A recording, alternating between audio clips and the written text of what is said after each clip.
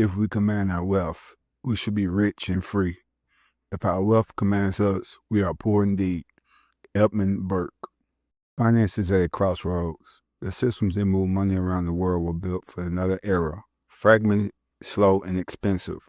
But the Bank for International Settlements, the central bank of central banks, believes we are entering a new age, an age where blockchain-inspired technology and tokenization will form the backbone of global finance.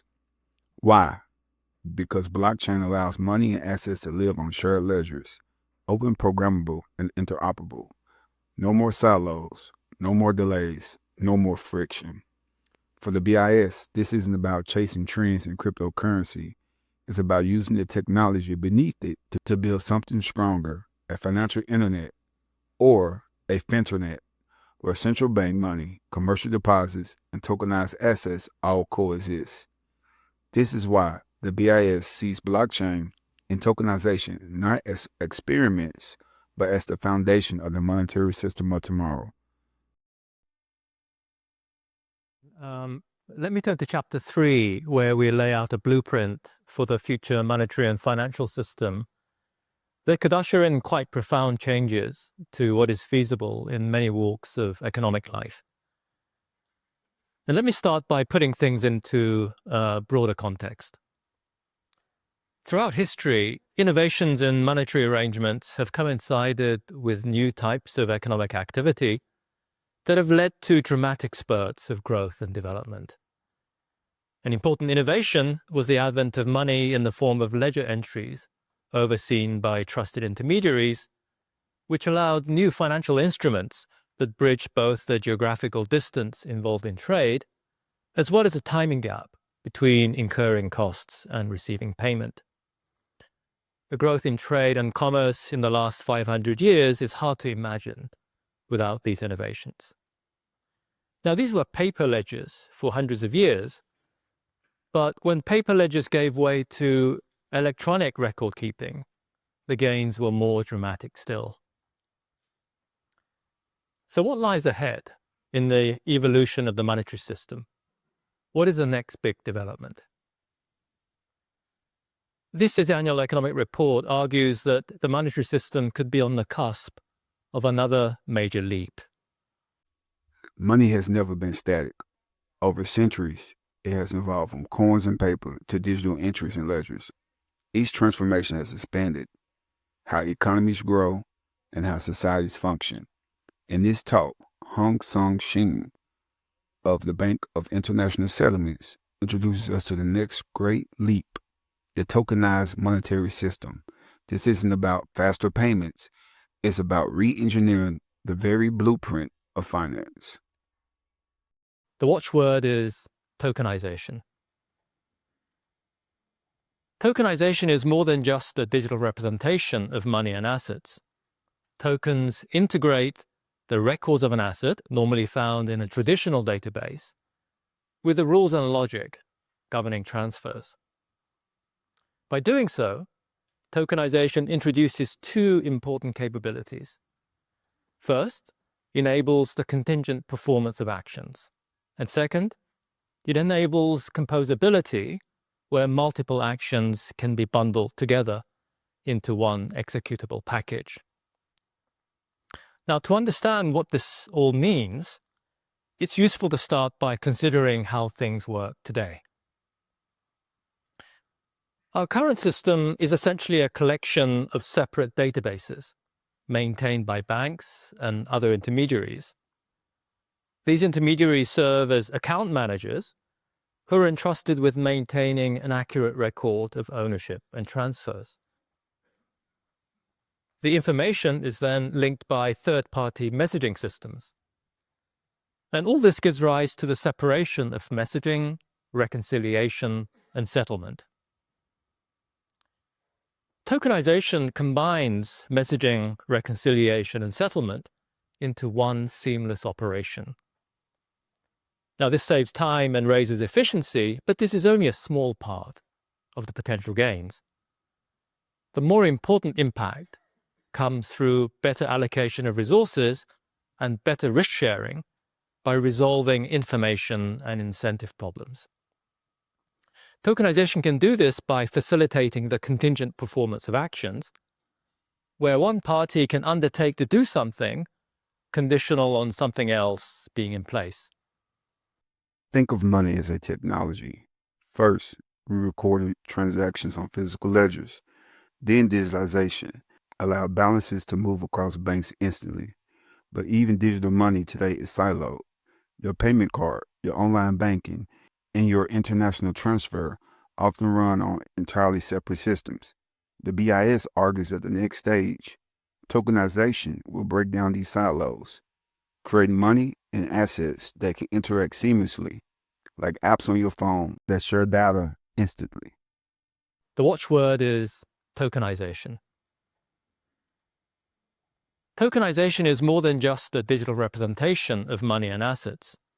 Tokens integrate the records of an asset, normally found in a traditional database, with the rules and logic governing transfers.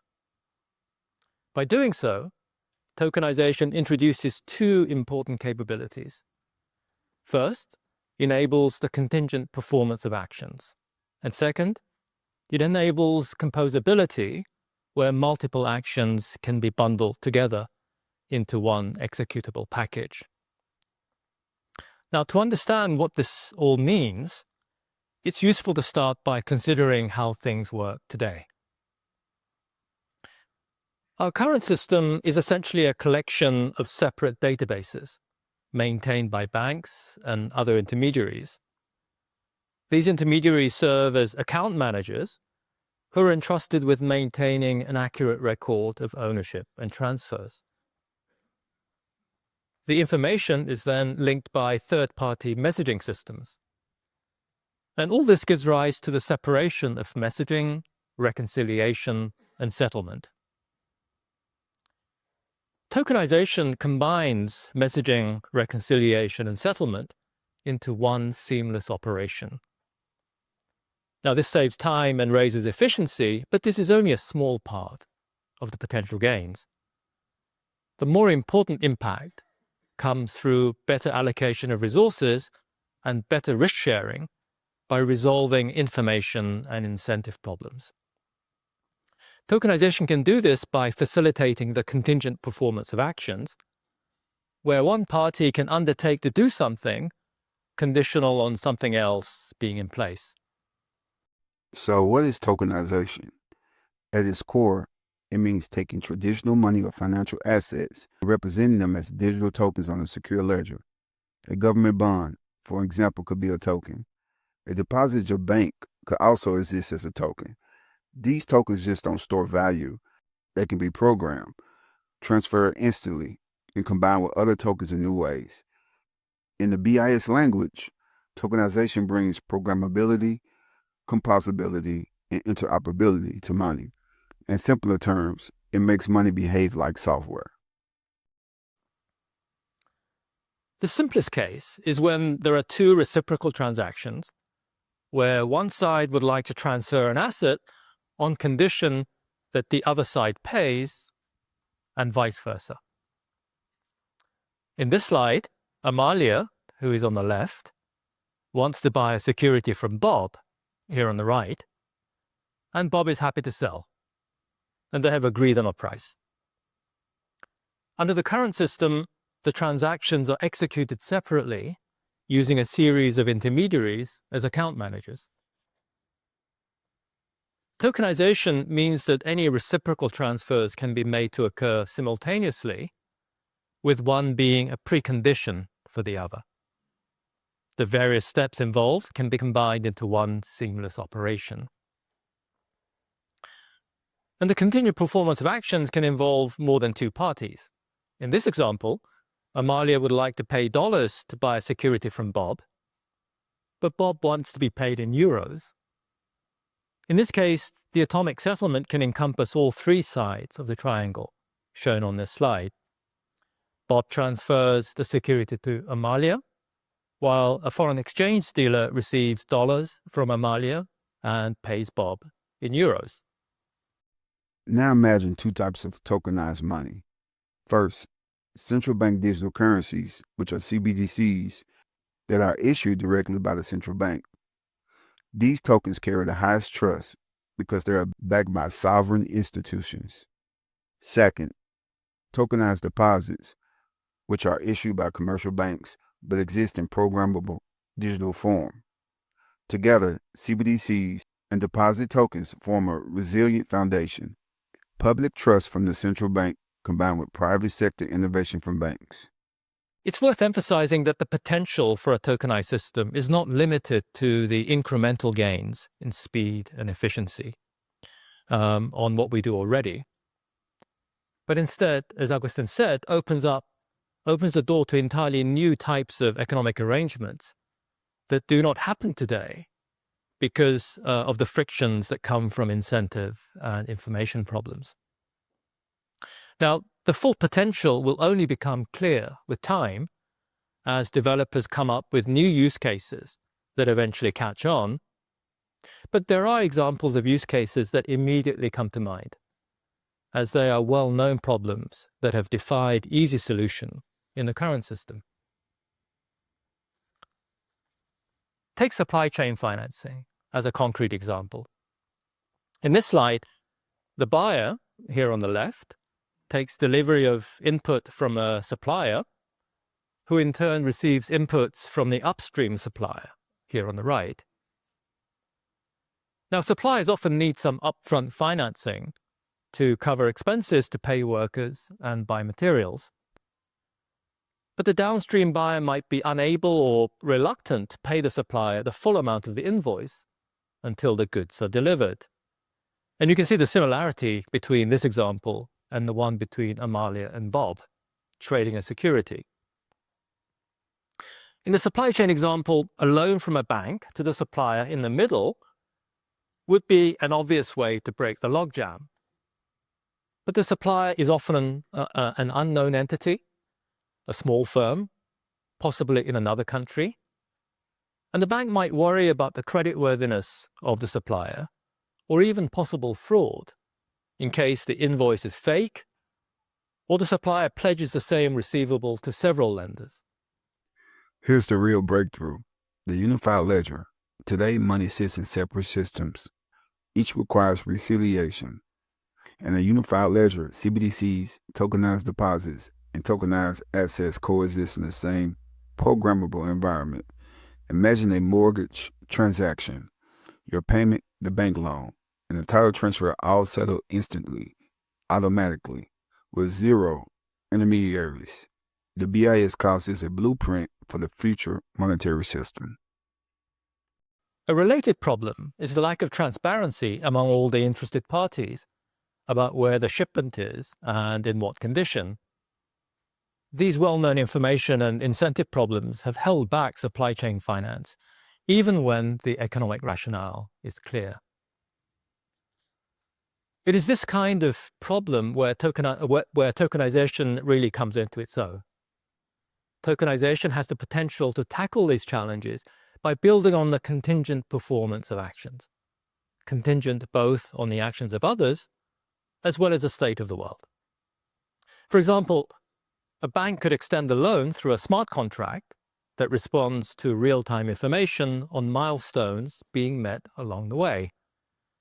For instance, it could release additional funds to the supplier or reduce interest payments, depending on GPS data on where the cargo is. Now, to be sure, tokenization efforts are already happening. Crypto and decentralized finance, or DeFi, offer the glimpse of tokenization's promise.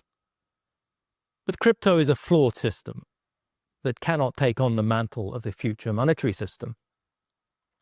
Outside crypto, private sector initiatives have explored the practical applications of tokenization for real-world cases, but they've been hampered by the siloed nature of their initiatives and have been disconnected from other parts of the financial system.